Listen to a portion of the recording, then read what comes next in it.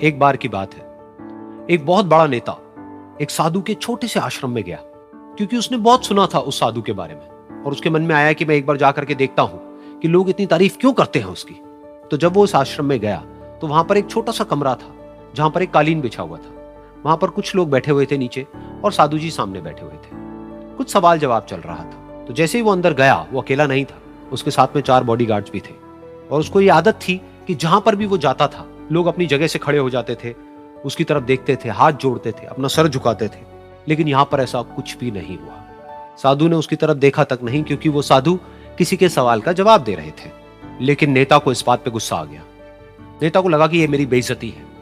तो उस नेता ने साधु की बात को बीच में ही काटते हुए थोड़ा गुस्से से कहा, मैं आपसे कुछ कहना चाहता हूं। साधु ने उसकी तरफ देखा और बोले, आप थोड़ी देर रुकिए, पहले मैं इनके सवाल का जवाब दे लूं, उसके बाद में मैं आपसे बात करूंगा। तब तक अगर आप चाहें तो आप बैठ सकते हैं। बस साधु का इतना कहने की देर थी। नेता का चेहरा गुस्से से लाल हो गया और फिर उसने अपना सारा गुस्सा उस साधु के ऊपर निकाल दिया। अभी तक वो नेता बहुत ही तमीज से बात कर रहा था, यानी कि आप कह करके बात कर रहा था। अब वो तू तड़ाक पे उतर आया। नेता ने उस साधु को कहा, तुझे पता भी है मैं कौन हूं और तू किससे बात कर रहा है? साधु ने उसकी तरफ देखा और कहा, मुझे इससे कोई फर्क नहीं पड़ता कि आप कौन हैं, लेकिन आप जो कोई भी हैं, अगर आप चाहते हैं कि मैं आपके सवाल का जवाब दूं या आपसे बात करूं तो आपको कुछ देर रुकना होगा। और साधु के ये कहते ही नेता गुस्से से पागल हो गया और वहीं सबके सामने चीखने चिल्लाने लग गया, अब मैं तुझे तेरी असली औकात दिखाऊंगा। तूने मुझसे पंगा लेकर के ठीक नहीं किया है। तुझे पता भी है मैं तेरे बारे में क्या सोचता हूं। साधु ने फिर से उसकी तरफ देखा और बड़े ही प्रेम से कहा कि मुझे इससे कोई फर्क नहीं पड़ता है कि आप मेरे बारे में क्या सोचते हैं। आप जो चाहे वो मेरे बारे में सोच सकते हैं। फिर उस नेता ने बोला कि तू चाहे सुनना चाहता है या नहीं, लेकिन मैं तुझे बताऊंगा यही सबके सामने कि मैं तेरे बारे में क्या सोचता हूं। तू एक बहुत ही घटिया इंसान है।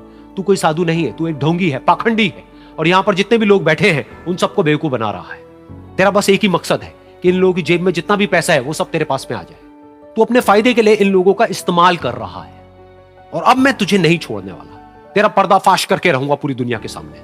लेकिन उसके इतना बोलने के बाद भी उस साधु के चेहरे पर हल्की सी मुस्कान बनी ही रही। ये देखकर वो और तिल मिला गया और उसने कहा, अब बहुत हुआ, अब मैं यहां 1 मिनट भी नहीं रुकने वाला। लेकिन अभी भी तेरे पास में मौका है। अगर मुझसे माफी मांगनी है या मुझसे कुछ कहना है तो कह सकता है। इतना सब होने के बाद भी साधु बिल्कुल शांत था और उनके चेहरे पर एक मुस्कान थी। उन्होंने अपनी आंखें बंद कर ली। फिर साधु ने अपनी आंखें खोली, हाथ जोड़े और कहा कि मुझे आपसे कोई गिला शिकवा नहीं है। मेरे मन में आपके लिए कोई भी गलत ख्याल नहीं है। जो भी आपने मेरे बारे में कहा वो आपकी अपनी सोच थी। तो मुझे आप में कोई भी बुराई नजर नहीं आती है। मुझे आप एक बहुत ही भले इंसान लगते हैं। और साधु के इतना कहते ही नेताजी का दिमाग 7वें आसमान पर पहुंच गया। उनके चेहरे पर एक अजीब सी खुशी थी, क्योंकि उस साधु ने वो ही कहा जो बाकी सब लोग उस नेता को कहते हैं। और वो खुशी खुशी उस आश्रम से अपने घर की तरफ चला गया और जा करके अपने पिताजी के साथ में बैठ गया। उसके पिताजी की आंखें बंद थी और वो ध्यान में थे। पूरी जिंदगी उन्होंने सिर्फ लोगों की सेवा करी और बदले में कुछ भी एक्सपेक्ट नहीं किया। तो थोड़ी देर बाद जब उन्होंने अपनी आंखें खोली और देखा अपने बेटे को अपने साथ बैठे हुए, तो उनके बेटे के चेहरे पर आज एक अजीब सी खुशी थी जो आज से पहले उन्होंने कभी नहीं देखी थी। फिर उसने एक एक करके सब कुछ बताया कि आज क्या हुआ, किस तरह से वो आश्रम गया, वहां पर क्या हुआ, उसने क्या कहा, उन्होंने क्या कहा। तो जब इसके पिताजी ने पूरी बात सुनी तो थोड़ा सा मुस्कुराए और अपने बेटे को देख करके बोले कि उन्होंने तुम्हारी तारीफ नहीं करी है, क्योंकि उन्होंने वो नहीं कहा कि जो तुम हो, उन्होंने वो कहा कि जो वो खुद है। और तुमने जो भी कुछ उनको कहा वो नहीं कहा कि जो वो है, बल्कि तुमने वो कहा जो तुम खुद हो। यही बात वेदों में भी कही गई है, यथा दृष्टि तथा सृष्टि। ये दुनिया तुम्हें वैसी नहीं दिखती है जैसी कि ये दुनिया है।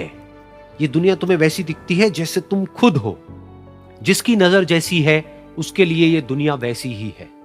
तो अगर तुम अपनी दुनिया को बदलना चाहते हो तो उसका सिर्फ एक तरीका है, अपनी नजर को बदलो।